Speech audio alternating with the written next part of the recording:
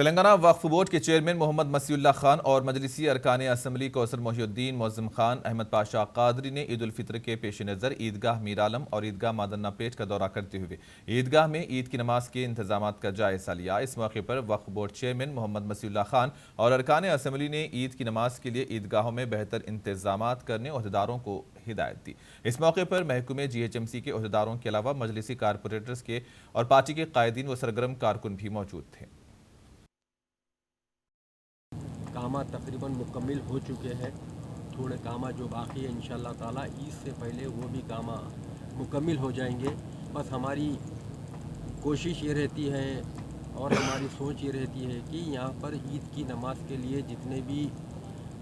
لوگ آ رہے ہیں، عوام آ رہی ہے، ان کو تکلیف نہ ہو سکے۔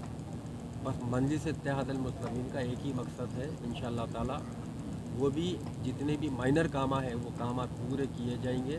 اور کوئی مسلی کو اور کوئی یہاں پر جو عوام آ رہی ہے ان کو تکلیف نہ ہو سکے، ہمارا مقصد یہی ہے۔ یہاں پر یہ عیدگاہ جو ہے، یہ عیدگاہ میں 2 لاکھ کے اوپر لوگ نماز پڑھنے آتے ہیں۔ ان کے خصوصی انتظامات کے لیے جیسا کہ پانی پینے کا ہو، کیونکہ خاص کر یہ دھوپ میں ہے،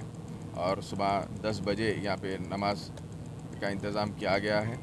اور ٹھیک 10 بجے یہاں پہ نماز ہوئیں گی۔ اور یہ نماز سے پہلے کا جو خطبہ ہے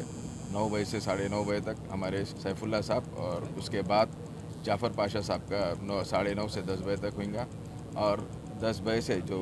نماز کی تیاری ہوں گی، جناب حافظ رضوان قریشی صاحب جو خطیب ہے مکہ مسجد کے، ان کی جانب سے یہاں پہ نماز ہوئیں گی۔ 10 بجے ٹھیک یہاں پہ نماز کا انتظام کیا گیا ہے، اور میں آپ لوگوں سے گزارش کرتا ہوں، یہاں پر وضو کا بھی انتظامات ہے، لیکن جتنا ہو سکے اپنے گھروں سے اگر وضو کر کے آئے تو ٹھیک رہیں گا۔